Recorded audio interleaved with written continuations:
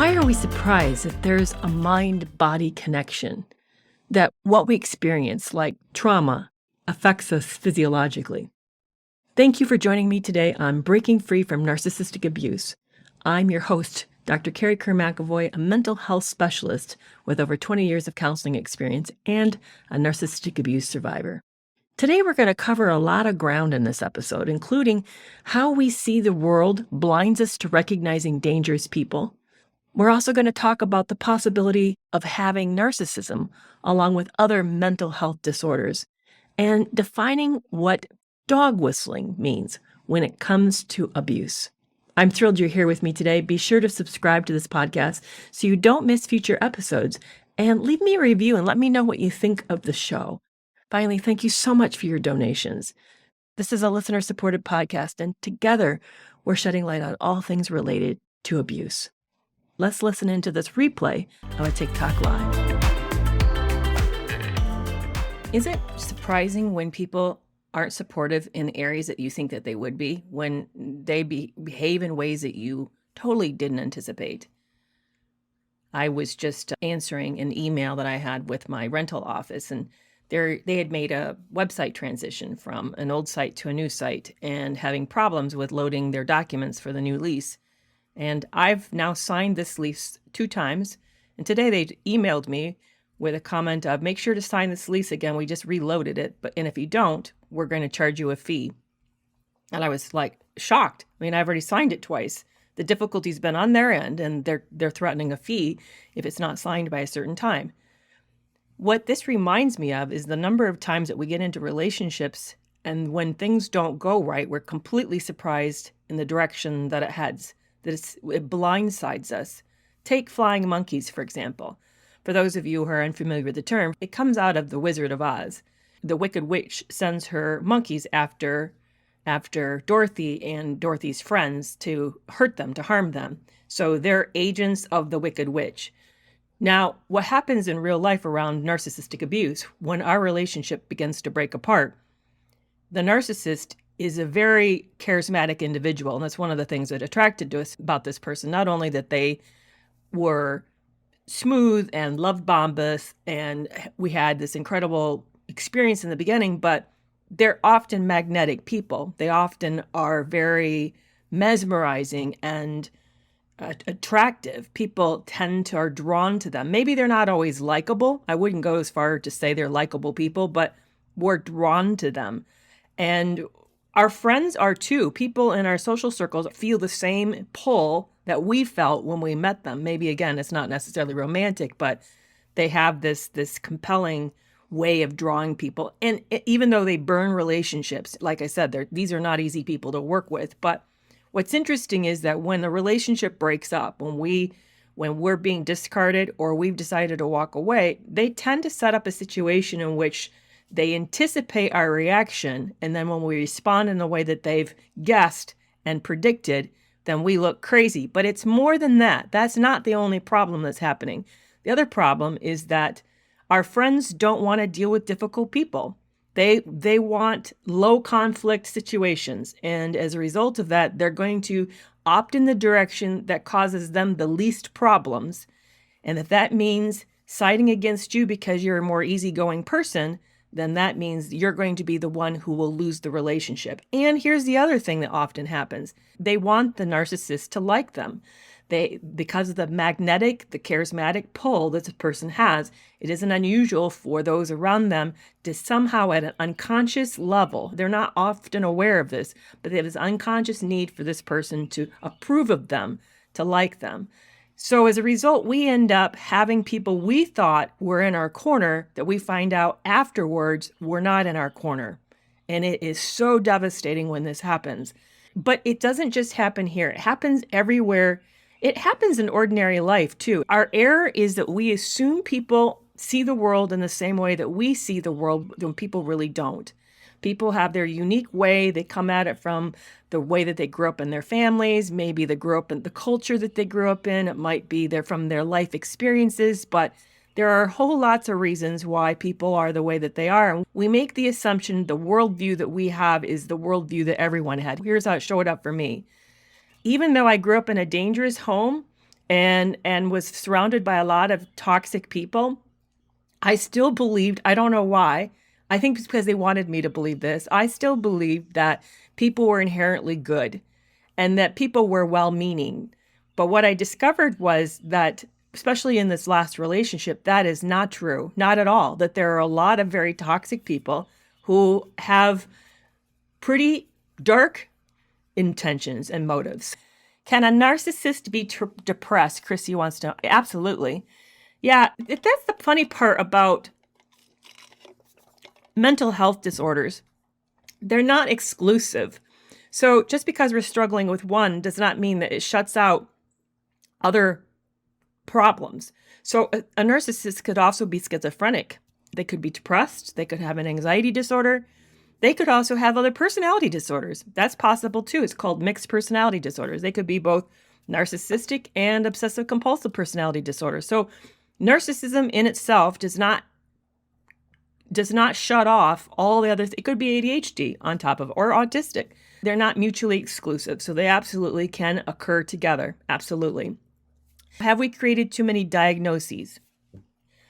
I have a family member who reluctantly goes to the doctor because they believe the doctor is going to find something wrong, like as if there isn't anything wrong and this doctor is going to make it up when they go see the doctor. So they don't go see the doctor because they don't want to be something arbitrarily created. To me, this is the same mindset. Are we making too many diagnoses? No, we're actually defining different syndromes and symptoms. So, okay, so let's back way up. Let's use a car, okay? I'm not up on the current computer technology, but let's go back to the old days when cars were less computerized than they are today. So imagine that you're saying, it's the brake systems that's going out, but it's near the shocks and struts, but we just call the whole thing the undercarriage. We don't bother to separate the shocks and struts from the brakes. Or how about even, I know that there's wheel bearings. Maybe it's the wheel bearings go up, but we don't say that. We just say it's the undercarriage. How helpful is that then when you need to solve the problem with the brakes? It doesn't really work, does it? Because if you go and change the wheel bearings and you need to change the brake pads, you didn't fix the problem. You missed the problem. So people who spend their time researching diagnosis aren't doing this because they get off on lots of diagnoses and finding something wrong with somebody. Why? That's a waste of time. Nobody wants to waste their time that way. It's because we want better treatment protocols so that people can get better. And you can't get better if you don't know what the problem is. And when we glob things on in the same thing and say, oh, they're just difficult to deal with, and we don't know why, could be they're depressed. Maybe they're scared to be out around people. Maybe they are narcissistic. Maybe, who knows why? There's lots of reasons why they could find, maybe they're autistic. So there's lots of reasons why we might find it hard to be around other people. But by knowing the reason, by saying, oh, it's autism. Oh, they're depressed. Oh, they're anxious. Then we can help solve that issue. But if we just say it's just because they find being around people difficult, we've solved nothing. It'd be like just saying it's a problem with the car's undercarriage. You can't do anything about that. You're going to spend a lot of time pursuing the wrong thing. So that's why I think, no, to me, this is an irritable question. It's indicating frustration with diagnoses, as if diagnoses is an attack on us. And here's how I feel. This is I'm a psychologist and I have been in treatment myself. One of the things that I was required in graduate school was I was required to have 50 hours of clinical therapy before I was allowed to be graduate with my PhD. It would not have passed me if I didn't do 50 hours in 1 year, which means I had 2 weeks off. I had to go every week and I had 2 weeks off. That's it. So I understand what it's like to be on the other end, on the diagnostic end. And I've also taken the test. So I understand my personality, what's good about it and what's weak about it. All of us have problems. All of us have problems. Not a single one of us gets out of this life without difficulty. Me too. And part of what makes us strong isn't avoiding looking at these issues. It's looking at them, understanding them, and finding ways to work around them. That's what makes us strong people. So that's why I find our fear of issues, our fear of diagnoses, or even the concern about the talk about narcissism as if we're hurting people who struggle with narcissism. Hey, we all struggle with narcissism. I struggle with narcissism. You struggle with narcissism. We struggle with the people we meet who have narcissistic tendencies. We struggle with our own narcissistic tendencies. We all have narcissistic traits. So it's not like it's an us and them problem. It's really not. We're all in this together. I would just like to see us do this together better. That's my goal. So, yeah, but it's an interesting comment that you made. Could you be the perfect victim? Do you know what predatory men are looking for when they seek an ideal partner? And I'll tell you, it's not the qualities that you think, the ones that are mentioned often in social media. Find out what Sandra Brown has learned in her over 30 years of working with narcissistic and psychopathic men. Hear from an expert researcher what qualities these individuals seek and how you can protect yourself better. This is a live webinar event on November 10th. Get your tickets through the link in the show notes, because I know this research is going to surprise you, and it just might save your life. It's not unusual for me when I meet a victim who's been an abuse victim of narcissistic abuse for many, many years, for them to tell me that they have something like lupus or arthritis. They usually tell me that they're struggling with some kind of inflammatory disease, and I'm really not surprised because of the body's level of exhaustion and the length of time it's been in this cocktail of hormones that we really weren't meant to live in, not at all. It's very bad for our bodies. Does our body store trauma? And this is a fascinating question. And I realize I've been saying this author's name wrong.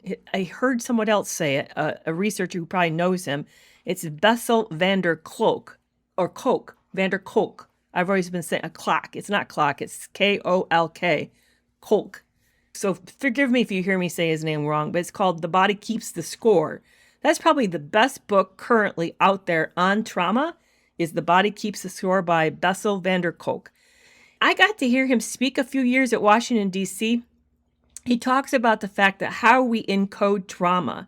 This is one of the reasons why it's so important when you hear somebody just like almost vomiting the events, the facts, the play-by-play facts. Yes, it's very painful to hear. It's uncomfortable. Here I'm a psychologist and I've been trained to sit with people. I find it very physically overwhelming to hear somebody just tell all the details of trauma. But what happens is when we've experienced a highly traumatic event, the way we deal with it, let me back up. So it's a flight or fight system gets activated. So imagine that you're facing a bear and your fight or flight system gets activated. You would run away. You would then, once you were out of danger, you would be in this shaky position of like shock. You would be breathing really fast. You would go tell the village. Let's imagine that it's like 200 years ago. You would go tell your village what happened. And they would then reassure, check you over, make sure you're fine. And then they would probably urge you to go take a bath or, or feed you a meal or do something that would sort of like calm you down, make you feel reconnected with yourself. And then you would probably, get some rest, but you would be shaky for the rest of the day. But everybody would understand, and they would create this room for you to have this big traumatic experience. Okay, so that's what Emily Nagoski calls completing the stress cycle. That completes the cycle. There was a threat, you got away, and then you processed what happened. You processed the event. So let's now look at what happens with an abuse situation when we're in a long-term emotionally abusive relationship. So you're in a stress, you're in this situation which feels very upsetting, very toxic, very threatening to you. And then you're in that a long time, you're trying to find a way to get out, and then you don't find a way to get out. So you stay, and then you begin to try to talk to people about it, but then they don't really understand. Plus they don't understand why you don't leave. So then you stop talking and then you just hold it. You're holding it all in yourself. Well, you're not completing the cycle. The body hasn't had a chance to dispel it. So in fact, somebody just said, one thing I do is I mountain bike and it clears my head and clears my mind. Yes, exactly right. We need to complete the cycle. We're not completing the cycle. And one way that we often try to do it, we try to talk to people, but we often, when we don't talk about talk about it, we're not actually leaving the situation. It's like we're sticking around the bear and we keep talking about why the bear is so threatening. Yes, that's back to the cognitive dissonance. We can't decide, should we stay or leave? We're kind of immobilized by that. But because we can't complete the cycle, it stays stored in our body. And then it becomes toxic. We're not meant to carry that in our bodies, and it makes us sick. So one of the things that we have to think about is, as we leave these relationships, we need to be thinking about how we're going to clear the situation so that we're releasing it from ourselves, not just that we're out, but that we find ways to sort of dispel this connection that we've had. How are you dispelling your stress from the chronic trauma? When you feel this like built upness, what are you doing to sort of take care of yourself, heal, give yourself, what are you doing to dispel it? So one of the things I've been doing is I've been getting at least once a month to twice a month massages. And I don't like spending the money. It's painful, frankly. I have found somebody really wonderful. But that helps. I also work out. I find that really helps. If I had a bad day and my head's hurting, I really need to get outside, get in nature. I find that helps tremendously. Treadmill and Pilates, that really helps. Yoga is a good kind of mind-body connection thing. So we're right now talking about physical things. Those are all really, really great. A bath, I know why should we talk about baths actually help? It's a very, it kind of like releases things through our pores and stuff. And it's calming and it's warm, so it's soothing to our bodies, eases muscles. That's a really good way. Yoga, dance, meditate. Journaling is another good way. Writing. So writing, actually the physically writing is helpful. Art. Have any of you tried to do art therapy? That's another really great thing that you can do. Emily Nagoski talked about organizing a primal scream. I've never done that. I thought that's kind of an interesting idea. Praying is a really good one, or having active like singing worship time if you're a spiritual person, or chanting might be a very, very helpful thing. Sleep can, as long as you're careful about it and you're not using it in a distracting thing. There are some people that use sleep as a way to run away from it. It's not that wouldn't be helpful, but if you're been not doing good care with around the sleep, that certainly would be a good way. I think also socializing with other people. One of the things I found super helpful, and I did this for a year. I did it 3 hours a week for a year. I went to a group with other people who were survivors, and we took turns sharing our story and listening to each other and affirming each other. It was sort of a controlled situation in which there was mediation, so that no one kind of dominated the floor or overwhelmed the group or triggered the group. I found that was extremely helpful, was to sit in a group, in a safe group, and had a way to sort of dispel by telling my story. That was very, very healing. So that's another great idea. What is dog whistling? So dog whistling is, you have an issue. Could be with anybody. I used an example of father and son just to get away from romantic couples, because I talk about couples so much, because it doesn't necessarily happen between just couples. It could happen between a teacher and a student. Could happen anywhere. Could happen between friends. Girls, mean girls, do it all the time. So they're masters at dog whistling. So what is it? So you have an issue with a person, and there's an argument, and there's certain words you guys use around this in order to discuss the issue. Like, let's do a mean girl scenario. Let's pretend that one girl's mad that her friend talked to her enemy. The mean girl's mad because her friend talked to the mean girl's enemy. So they have this big argument, and the friend says, I'm not going to limit who I want to talk to. I'm going to talk to who I want. And the mean girl says, then you're not loyal to me. If you really cared about me, you would care about who's my friend and who's not my friend, and you would not talk to anybody who I have issues with. So you're not loyal to me. So the word here is loyal. So another friend comes up that maybe wants to be in this group and wants this mean girl's attention. And this other girl comes up and says, wow, I saw so-and-so, the girl they're having an issue around. And I just turned my head and walked away because I know she's been real cruel to you. And then the mean girl looks to her friend she's arguing with and says, yeah, isn't she so loyal? So it's a code word that's used in another context in public, and it's a reference to an issue that you're having with the person. So they're really dealing with the issue that they have with you, but they're dealing by triangulating this third person and complimenting or criticizing or commenting in the third person using the code word so that you know that they're really talking to you about it. It could even actually be a signal.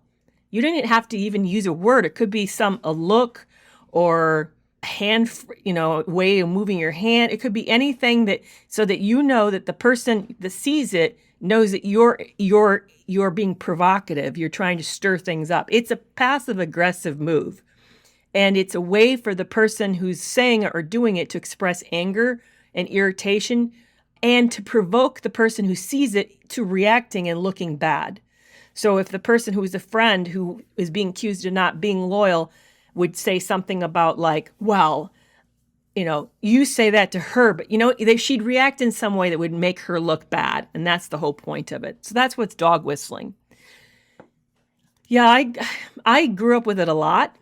And what's frustrating is when it's happening to you, there's not a whole lot you can say because if you react, you look bad and it's out of context. So you feel paralyzed. Yeah, it's awful. It's a really great way for someone who wants to hurt you to nail you in public and to make you kind of squirm and put you in an uncomfortable spot so that you can't do anything to defend yourself. It really throws you off and puts you into a helpless position. Whew, that was quite a list of topics today. Hey, that's got me thinking, what would you like to hear me discuss? Maybe you want to hear me expand on something that I already previously covered. Direct message me on Instagram. My handle there is @CarrieMcAvoy PhD. That's KerrieMcAvoy PhD. Or email me at hello@carriemcavoyphd.com. And until Thursday, I'll see you then. Bye-bye.